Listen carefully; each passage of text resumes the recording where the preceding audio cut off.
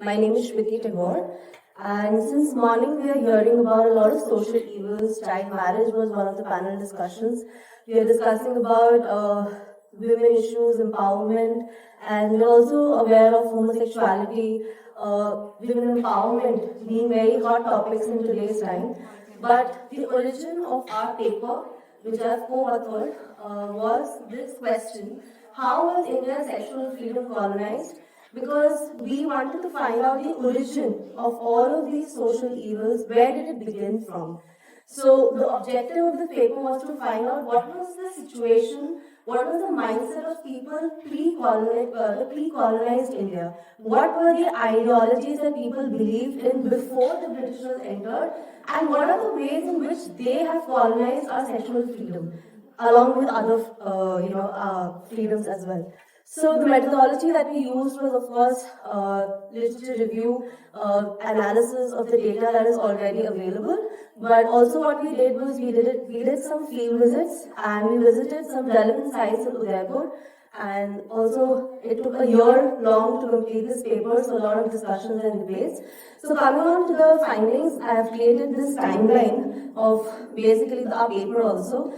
We found out that since Mahabharata time, we have had established a very core ideology of how women are situated in our society and what is the role of sexuality in this society. So if I have to quote just one example out of many that we have written in our paper, you can find the primary existence of what we call today in-vitro fertilization, IVF, in Mahabharata, where Gandhari's whole reproductive line was explained in a way that she gave birth to a fetus, it was divided into 100 parts, incubated, and then the children were born. Then even you can find the primitive establishment of polyandry with the example of Draupadi and how that was there. So it's not that these are all new concepts and India is getting influenced by the West. We were liberated and empowered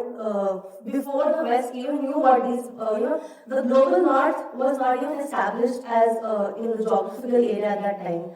If I have to move on to the literature, we have the Kama Sutra, which is like the poster child of sexuality in India. But we have other literature works as well, like Rati Rahasya, Ananga Ranga. These are all texts that have claimed, disregarded, and also proved otherwise the claims that the West has made in the last few decades. For example, there's a very celebrated psychologist, Freud.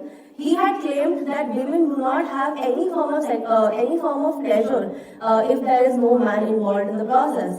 But in Kama Sutra, this entire topic has been dedicated to a chapter. It has been discussed and disregarded as not being true. The similar way, Rati Rahasya is also a textbook which has dedicated 4 chapters out of 10 only talking about women, their individuality, their sexuality, and what are their needs. So it's not that we have been sexually repressed for ages. It was the West when it came on in the 1700s where they sort of, I think they got threatened by viewing our women as so powerful. For example, there was a system which we followed, which was the Decolonising system, where the classical dancers in the temples would perform during any festival or religious occasion, and the Britishers saw it as immoral body movements. So that was their terminology for classical dance. And they criminalized the Decolonising system because they were not used to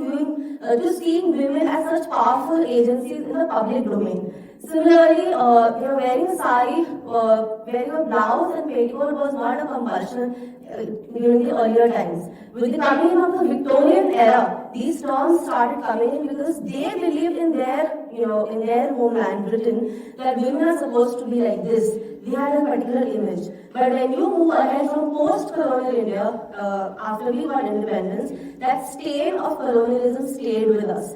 We have not moved past them. The West has become very liberated, they are very empowered, they want to celebrate homosexuality, by calling the global south, including India, as a suppressed nation. But actually the reality was that we were liberated much before them. But because of those 200 years of subjugation, we are sort of carrying forward that ideology with us even today, that in India today homosexuality is not a decriminalized act. We are still looking at it from a lower lens, right? We still look at the topic of sexuality as a taboo in our country. We are not free of, we are not free of that shyness to talk about it. And yeah, I will be done in 1 minute.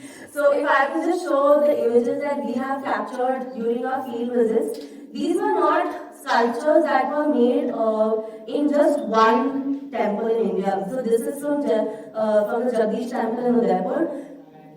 These are found in various temples in India, not just dedicated to sexuality, but they are showing the daily life, along with hunting, praying. Sexual act was also considered to be an everyday phenomenon. We have made it a taboo that you cannot talk about it, you cannot think about it, you cannot study about it, which has led to so many problems in today's time. Lack of information, lack of education, especially in teenagers about their bodies, teen pregnancies, and so many more. Lack of information on menstruation, the list just goes on. So these are all remains of that one ideology that we are carrying forward from the colonialism, right?